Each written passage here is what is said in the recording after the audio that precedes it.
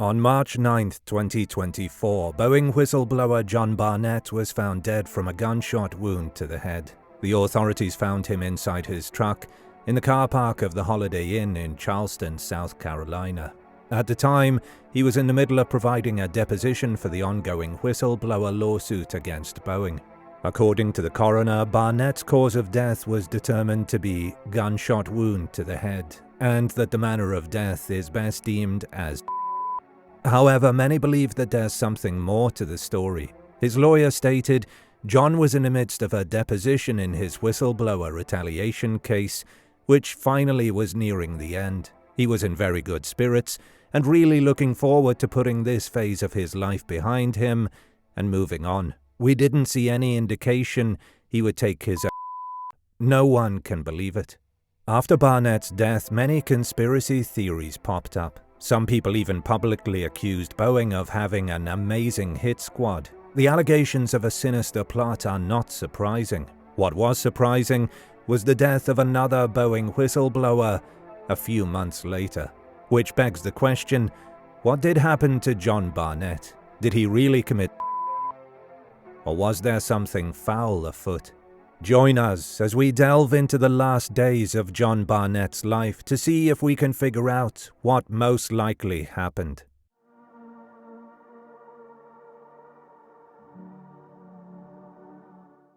John Barnett was a former employee of Boeing for over 3 decades. He started his career there in 1985 as an electrician on the 747 jumbo jet program in Everett, Washington. He eventually got to work on other aircraft models, including the 767 and 777. Over the years, he earned a reputation for his commitment to quality assurance and safety after developing an 11-course curriculum for training auditors. In 2010, he was transferred as a quality control engineer to Boeing's North Charleston plant in South Carolina, which was responsible for assembling the 787 Dreamliner. However, he soon realized that the company that he was proud to work for the past 25 years had started to change. According to Barnett, the supervisors of the plant were not adhering to the safety and quality control practices of Boeing. Instead, management allowed its people to use substandard parts from scrap bins to meet production deadlines. He also reported that many of the emergency oxygen masks used were defective. According to him, 1 in 4 of these emergency oxygen systems could fail to deploy in an emergency. In addition, Barnett claimed that he saw discarded metal shavings near wiring for the flight controls, which could cut the wiring and cause a disaster. When his reports to management regarding the safety violations were ignored, Barnett started filing complaints with the Occupational Safety and Health Administration, OSHA. According to him, Boeing South Carolina is strictly driven by schedule and cost. He also alleged that Boeing had retaliated against him after he spoke out about the safety violations to his superiors. According to Barnett, he was denied promotions, even demoted, and transferred out of his quality inspection role into less desirable roles. He was also allegedly blocked from acquiring a position at other facilities. The FAA did find that some of Barnett's concerns were true. They discovered that at least 53 non-conforming parts in the factory could not be located and were considered lost. Boeing also admitted that they had identified some oxygen bottles received from the supplier that were not deploying properly. However, they denied ever fitting them on any of their aircrafts. As for Barnett's allegations of retaliation, the OSHA ruled in favor of Boeing. Discouraged, Barnett took early retirement in March 2017. His health had significantly declined, and he cited job-related stress as the reason. He also stated that his experience at the North Charleston plant had broken him. Of course, that didn't stop him from making sure that Boeing changed its current practices. He filed a whistleblower complaint with federal regulators about his experiences at the South Carolina plant. In 2019, Barnett, along with other former Boeing employees, told BBC and the New York Times about the safety violations that the company has been committing. He felt that he needed to go public because the company had still not taken action to rectify their mistakes. Moreover, he launched a separate lawsuit against the company, stating that Boeing had denigrated his character and hampered his career. On February 26, 2024, Barnett traveled to Charleston to give a deposition in his whistleblower retaliation case. It was supposed to be a month-long process in preparation for the trial, which was happening in June. Barnett checked into the Holiday Inn on March 2nd and was due to check out on March 8th. However, on March 9th, something happened.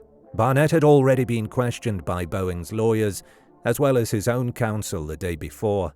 He was scheduled to undergo further questioning that day, but he was late. Because it was raining hard, Barnett's lawyers, who were waiting with Boeing's in-house counsel, weren't surprised that he was running late. However, when one of them called to ask if they should pick him up, Barnett didn't answer. After several unanswered calls, Barnett's legal team decided to ask his hotel to check in on him. The staff reported that Barnett's room was empty and his stuff was packed up. They then went to look for his car, a Clemson orange Dodge Ram truck. That's when they found Barnett sitting in the driver's seat of his truck, with a gunshot wound to his head while holding a handgun in his right hand. When the authorities were called, they reported that there was a single shell casing inside the truck, as well as a note on his passenger seat. It was later confirmed that Barnett had gunshot residue on his hand. When the authorities came to check his room, they found that his driver's license was still there. When questioned, staff at the Holiday Inn reported that Barnett had eaten dinner at the hotel's restaurant the night before. Apparently, he ate a quesadilla, drank a Coke, scrolled on his phone, and seemed fine that evening. He didn't seem upset at all, an employee of the hotel said. According to his lawyers, John was in the midst of a deposition in his whistleblower retaliation case, which finally was nearing the end. He was in very good spirits and really looking forward to putting this phase of his life behind him and moving on. We didn't see any indication he would take his No one can believe it. Barnett's lawyers aren't the only ones who suspected foul play. As soon as the odd circumstances of Barnett's death was released to the public, many accused Boeing as the main suspect. Even when the police concluded that it was few people believed it. So what really happened to John Barnett? Did he or was it murder by person or persons unknown?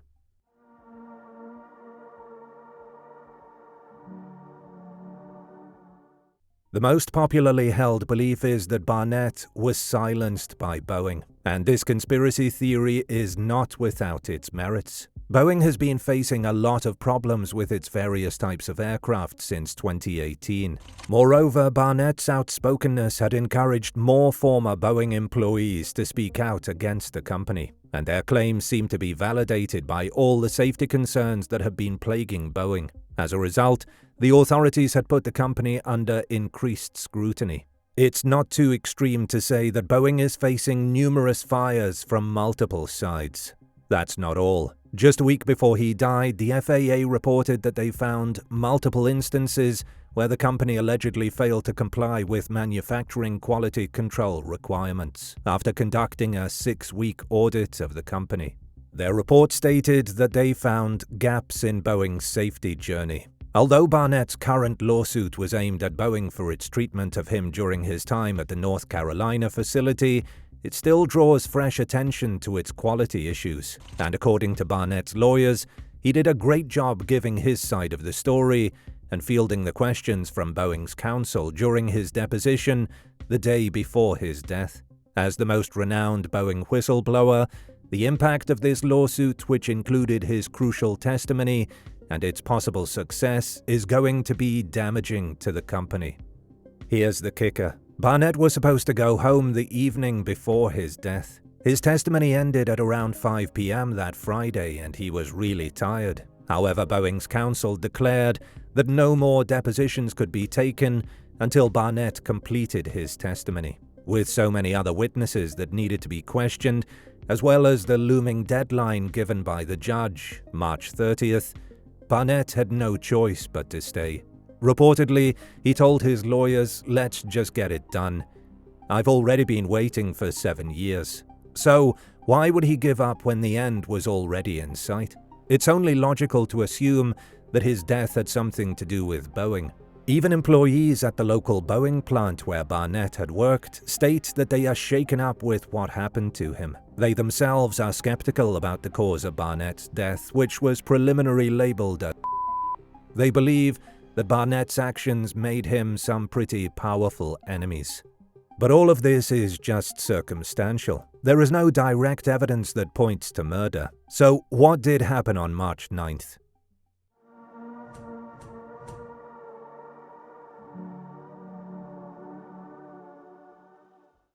Based on the investigation results, it really seems unlikely that Barnett's death was a hit. According to the police report, a hotel worker had heard a pop from Barnett's truck around 30 minutes before the officers had arrived. The coroner's report also stated, a thorough review of the footage revealed Mr. Barnett entered the hotel lobby on March 8, 2024 at 19:26 hours. He exited the hotel at 20:37 hours. At 20:45 hours, his truck was observed backing into the parking space, where it was later discovered. Video surveillance recordings continuously record his vehicle.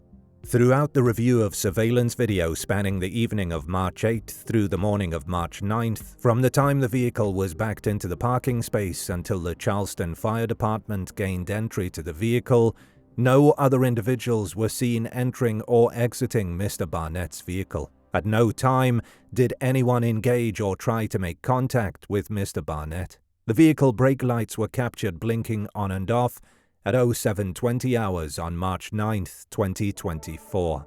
Aside from the fact that no one was near Barnett or his truck at the time of his death, authorities also found gunshot residue on his hand, as well as a notebook containing writing resembling note. It expressed his frustrations with Boeing and the whistleblower protection program.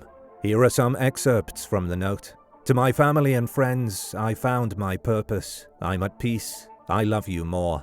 I pray Boeing pays. I can't do this longer. Enough. Whistleblowers protection is f***ed up too. If no one had gone near Barnett at the time of his death, then there can be only one conclusion. He killed.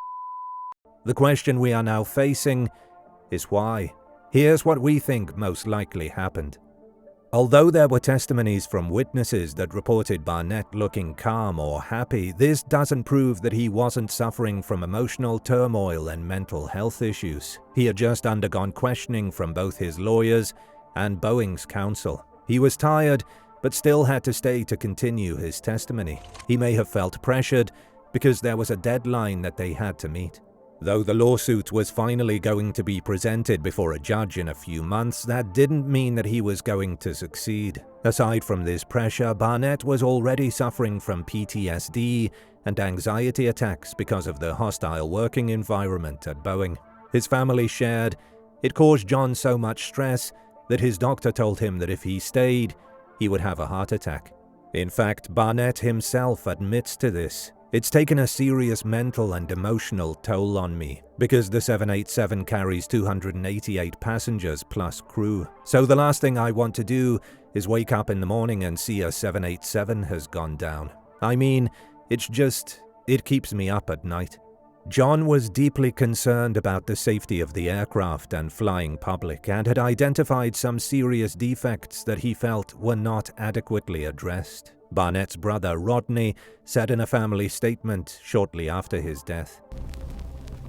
The authorities reported the same. Information and records reviewed during the investigation uncovered Mr. Barnett's long-standing mental health challenges, which had intensified in connection with ongoing legal proceedings related to his whistleblower case.